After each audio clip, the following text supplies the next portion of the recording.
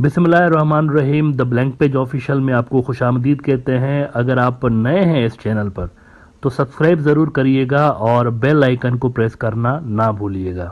मित्रों, 2002 के जो गुजरात दंगे थे, इनके अंदर एक किरदार बड़ा मशहूर होता है। उस किरदार का नाम था बाबू बजरंगी।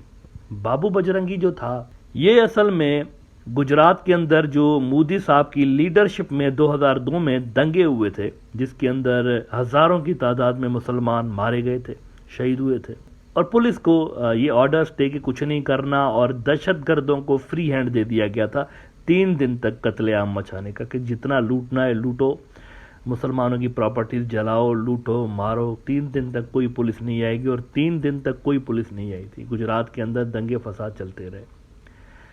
उन्हीं दिनों में बाबू बजरंगी मशहूर हुआ, और बाबू बजरंगी इस हवाले से मशहूर हुआ कि बाबू बजरंगी की एक टेप रिलीज की गई थी, जानबूझ के रिलीज की गई थी हिंदुत्व का वोट हासिल करने के लिए। उसमें बाबू बजरंगी अपने गुनाहों का एतराफ़ करते हुए नजर आता है, लेकिन पशेमानी इसको कोई नहीं थी। मतलब वो कोई दुखी वुखी नहीं था, खुश था बड़ा कि मैंने बड़ा कमाल का काम किया।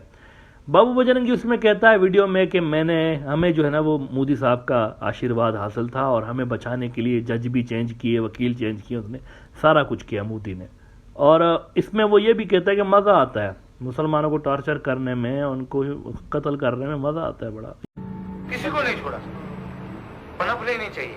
मैं तो आज भी बोलता हूँ कि कुछ भी हो, लेडीज हो, बच्चे हो, कुछ भी हो, काटने से हो, कुछ मारो, काटो, जलाना, कैसा लगता है जब मारते तो कैसा लगता है? मजा आता है सब। उसको मार के आके घर पे सो गए। ये जो जहनी मरीज था, कातिल, ये जेल में था, इसको जेल में डाला गया था। जाहिर सी बात है, सैकड़ों की तादाद में इसने औरतें, बच्चे, बूढ़े कत्ल किए थे, तो जेल में था। लेकिन आपको ये जानकर इंतहाई हैरत होगी, ये जो साइकोपाथ है, इसको रिलीज कर दिया गया है। ये अब जेल में नहीं है, इसको रिलीज किया गया। इससे पहले बल्किस बानो जो केस था, एक मुसलमान खातून थी जिनके साथ बड़ी दरिंदगी हुई, जिनसी ज्यादती की गई उनके साथ, और बेपनाह टॉर्चर उनके ऊपर हुआ। उनके भी जो रैपिस्ट थे, उनको भी रिलीज किया गया, और उनको हीरोइक वेलकम दिया गया था।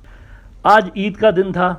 इंडिया, पाकिस्तान में, बांग्लादेश में मुसलमानों ने ईद मनाई, और खुशकिस्मती से कोई बड़ा वाक़या पेश नहीं आया। इसकी वजह सिंपली ये है कि मुसलमानों के अंदर कोई इस तरह आपको इस तरह की चीज़ नहीं मिलती कि ईद उल फितर हो या ईद उल अज़हा हो तो वो रैलियाँ निकालें, हुल्लड़बाजी करें, और किसी के खिलाफ नारेबाजी करें, मंदिरों के सामने जाकर हेट स्पीच करें। इस तरह का वहाँ पर मुसलमानों में कल्चर इंडिया के अंदर नहीं है। तो अभी आपने इसका फिर सबूत भी देख लिया कि ईद खैरियत से गुजर गई और कोई बड़ा वाक़या पेश नहीं आया। और योगी आदित्यनाथ, जो कि सबसे बड़ा यूँ समझें कि फाशिस्ट लीडर है उत्तर प्रदेश स्टेट का, उसने खुद कन्फेस किया आज कि कोई बड़ा वाक़या यहाँ पर पेश नहीं आया। इसी वजह से पेश नहीं आया क्योंकि मुसलमान इस तरह की हरकतें नहीं करते। अच्छा, सनातन धर्म के जो लोग हैं वो भी इस तरह की हरकतें नहीं करते। मैं कोई ये नहीं कह रहा हिंदू बिरादरी कोई वहाँ पर इस तरह की हरकतें होती है, ऐसा नहीं होता।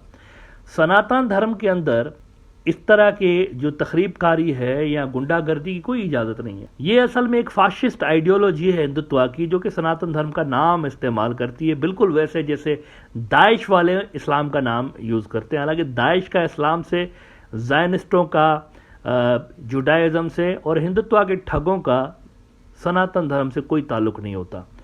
तो हिंदुत्व के ठग असल में आप देखते हैं कि जब भी हिंदू बरादरी का कोई बड़ा ऐसा इवेंट होता है, रामनवमी या होली या फिर दिवाली, तो वो आपको मस्जिदों के सामने बंदर की तरह नाचते हिंदुत्व के ठग नज़र आते हैं, मस्जिदों के सामने हेट स्पीच करते हुए नज़र आते हैं, और गला फाड़ फाड़ के गालियाँ बकते हुए नज़र आते हैं। तो उसमें फिर कम्युनल वायलेंसेस होती हैं।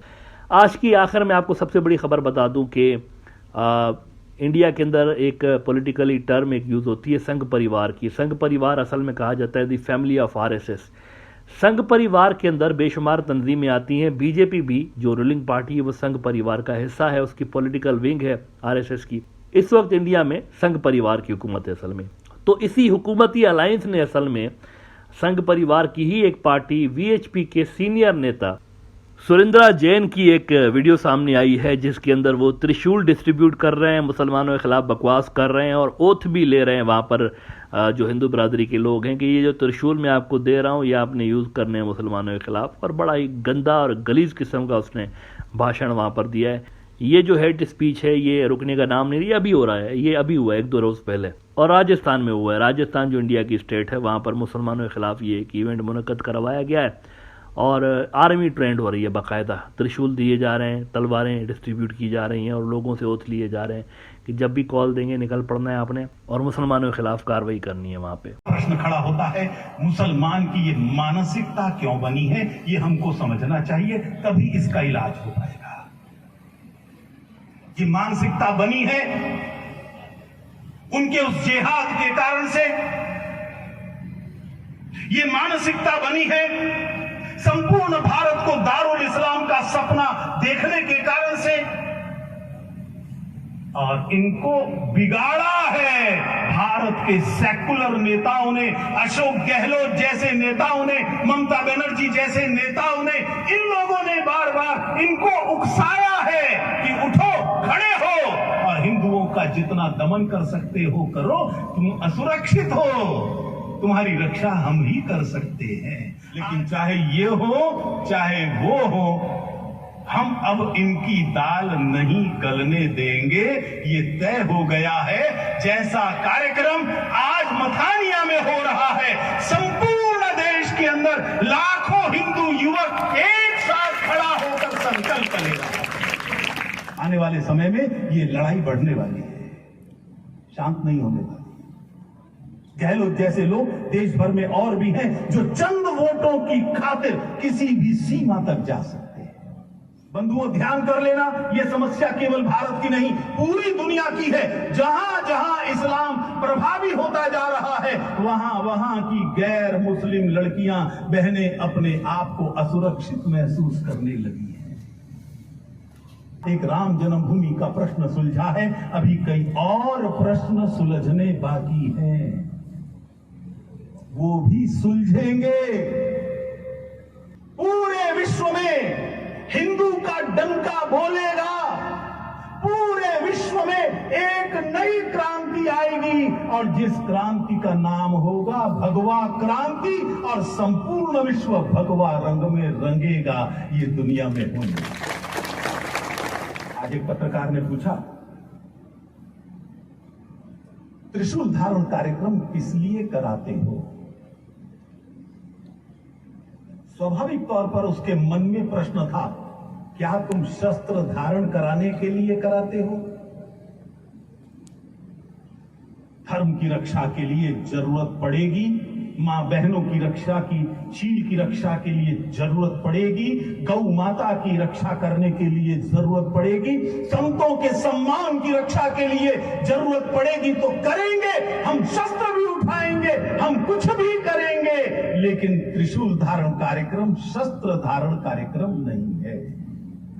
ममता बनर्जी, अशोक गहलोत, ये सब लोग समझ लेना, ये हिंदू जो है 46 का नहीं है जो कहेगा एक गाल पर थप्पड़ मारा है तो दूसरे पर मार दो ना।